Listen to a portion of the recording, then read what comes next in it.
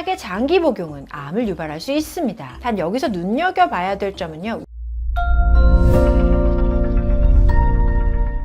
안녕하세요 여러분, 닥터임의 성세포들 산부인과 전문의 이음입니다. 저희 병원에도 피임약 처방받기 위해 많은 분들이 내원하시는데요. 피임약 처방받으러 오신 분들이 많이 하는 질문이 하나 있습니다. 원장님, 이 피임약 오래 먹으면 암 걸린다던데 사실인가요? 이런 질문 많이 하십니다. 그래서 오늘은 최근 연구 결과까지 포함해서 피임약 장기 복용과 암의 관계에 대해 의학적 근거들을 바탕으로 그 궁금증을 속 시원하게 정리해드리는 시간을 가져보려고 합니다. 피임약 장기 복용의 암 유발 여부를 비롯해서요, 피임약의 안전한 복용법까지 자세히 알려드리려고 하니까요. 피임약 복용할 때마다 이 문제 때문에 걱정되시는 분들 오늘 영상 끝까지 시청해주세요. 먼저 결론부터 말씀드리자면 피임약의 장기 복용은 암을 유발할 수 있습니다. 2023년 영국 옥스퍼드 대학교에서 발표한 대규모 연구가 있는데요. 9,498명의 유방암 환자와 18,171명의 건강한 여성을 비교 분석했더니 현재 피임약을 복용 중이거나 최근에 복용을 중단한 여성들에서 유방암 위험이 약간 증가한다는 사실이 발견되었습니다. 단 여기서 눈여겨봐야 될 점은요, 위험도 증가가 일시적이었다는 겁니다. 즉 피임약 복용을 중단하면 위험도가 점차 감소하기 시작해서 대략 5년에서 10년 사이에 피임약을 전혀 복용하지 않은 사람과 거의 비슷한 수준으로 낮아졌거든요. 또 주의 깊게 봐야 될 부분은요, 연령대에 따라서 피임약 복용의 암 유발 절대 위험도가 다 다르게 나타났다는 겁니다. 16세에서부터 20세까지 피임약을 사용한 경우에는 10만 명당 약 8명 정도에서 유방암에 걸릴 수 있지만 35세부터 39세까지 피임약을 복용한 경우에는 10만 명당 약 265명의 유방암에 걸릴 수 있다는 연구 결과가 있었습니다. 즉 나이가 많을수록 원래 유방암 발병 위험도 자체가 높기 때문에 피임약으로 인한 추가 위험도가 커진다는 겁니다. 하지만 이런 피임약 장기 복용의 암 유발 위험 증가는 피임약이 주는 여러 가지 긍정적인 효과들과 함께 고려할 필요가 있습니다. 그 이유는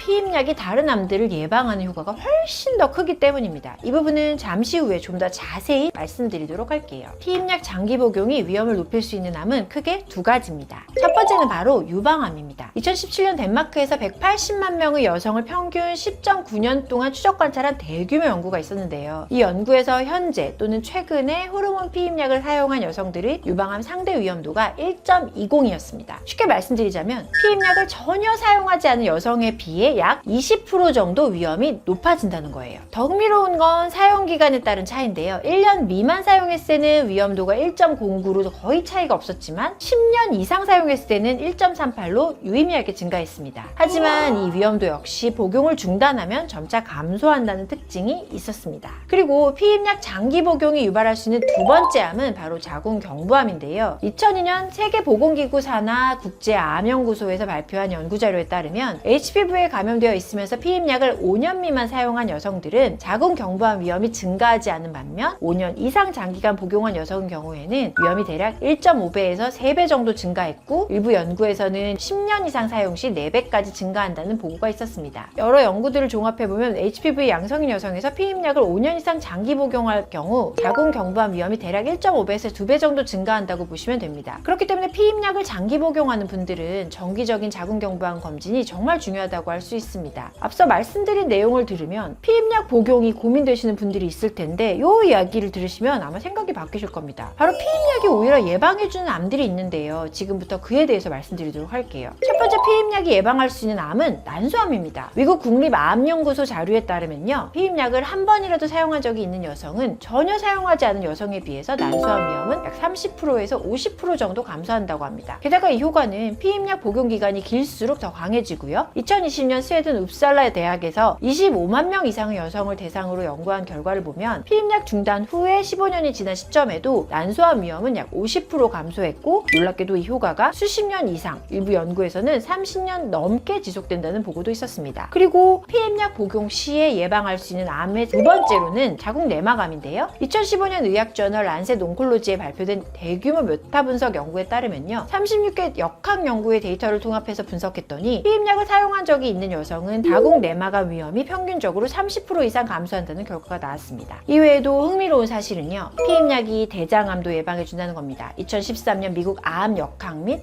예방 바이오마커 저널에 발표된 체계적 문헌 고찰 연구를 보면 피임약 사용이 대장암 위험을 15에서 20% 정도 감소시킨다는 결과가 나왔습니다. 2009년 영국에서 발표된 메타 분석 연구에서는 피임약을 한 번이라도 사용한 적이 있는 여성의 대장암 상대 위험도가 0.8이었고요. 즉 약 18% 정도 위험이 감소한다는 뜻이라고 보면 됩니다. 자, 여기까지 들으면 어떠세요? 유방암과 자궁경부암 위험이 약간 증가한다 하고 난소암, 자궁내막암, 대장암이 30에서 50%나 예방된다고 하니까 머릿속이 복잡해지시죠? 피임약을 복용해도 되는지 아니면 하지 말아야 하는지 헷갈리는 분들 많으실 것 같은데요. 산부인과 전문의로서 조언을 드리자면 개인의 상황에 따라 선택지를 달리해야 한다는 게 제 의견입니다. 먼저 일반적으로 봤을 땐요. 저는 피임약 복용을 권장드리는 편입니다. 유방암과 자궁경부암의 위험은 약간 증가하지만 난소암과 자궁내막암, 대장암의 위험은 훨씬 더 크게 감소하기 때문입니다. 특히 난소암은 조기 발견이 어려워서 침묵의 살인자라고 불리는데 피임약이 이 암의 위험을 30에서 50%나 낮춰준다면 그리고 끊고도 15년 이상 낮춰주는 효과가 있다면 저는 적극 권장드리는 편입니다. 하지만 모든 여성분들에게 피임약을 권해드리는 건 아닌데요. 특히 이런 경우는 절대 주의하셔서 복용 여부를 결정하실 필요가 있습니다.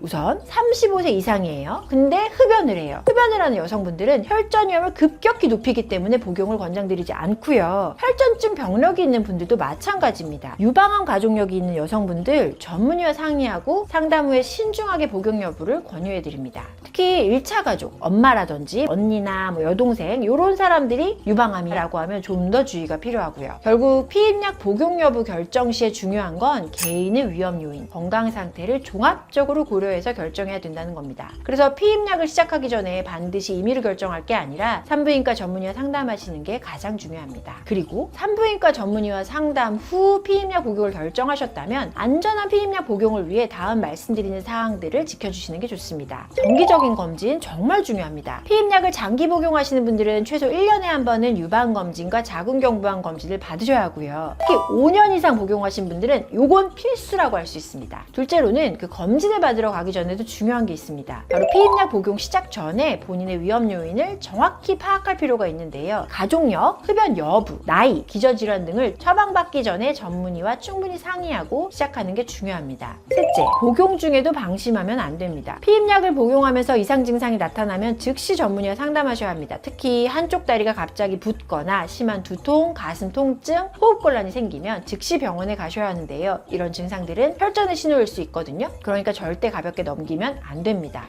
넷째로, 흡연하시는 분들은 금연은 필수입니다. 앞서 말씀드렸듯이 흡연과 피임약의 조합은 혈전을 일으킬 수 있으니까 정말 위험해요. 이에 피임약을 복용하신다면 반드시 금연하셔야 합니다. 다섯 번째로, 어떤 피임약을 선택하더라도 신중하게 결정해야 하는데요. 장기 복용을 계획하고 계시다면 에스트로겐 용량이 낮은 저용량 피임약을 우선 고려하시는 게 좋습니다. 최근에는 저용량 제제들이 선호되는 편인데요. 구체적인 제형 선택은 개인의 위험 요인에 따라 달라지기 때문에 반드시 전문의와 상의하는 게 좋습니다. 마지막으로, 본인에게 맞는 피임약을 찾는 게 중요합니다. 피임약이 모두 똑같은 게 아니거든요. 이게 처음 복용했을 때 부작용이 좀 심하다면 그냥 참지 마시고 다른 제품으로 바꿔보는 게 방법입니다. 물론 이 역시도 전문의와 상담해서 결정하시는 게 안전합니다. 오늘은 피임약과 암의 관계에 대해 이모저모 알아보는 시간을 가져보았는데 어떠셨나요? 앞서 말씀드렸다시피 피임약 장기 복용은 유방암과 자궁경부암의 위험을 약간 높일 수 있지만 동시에 난소암, 자궁내막암, 대장암 같은 위험성이 높은 암들의 발생 위험을 훨씬 더 크게 낮춰줍니다. 특히 난소암과 자궁내막암은 그 효과가 복용을 중단한 후에도 수십 년간 지속되고요. 그러니까 발생 확률이 상대적으로 높지 않은 암 발병 위험성에 겁먹지 말고요. 필요하다면 개인이 건강 상태, 가족력, 생활 습관 등 종합적으로 고려해서 전문의와 상의 후에 피임약 처방을 받으시길 바랍니다. 피임약은 단순히 피임만을 위한 약이 아니라 여성의 삶의 질을 향상시킬 수 있는 유용한 도구니까요. 현명하게 선택하시고 건강하게 사용하길 바라면서 오늘 영상은 여기서 마무리하고 저는 다음 시간에 더 유익한 이야기로 찾아뵙겠습니다. 안녕.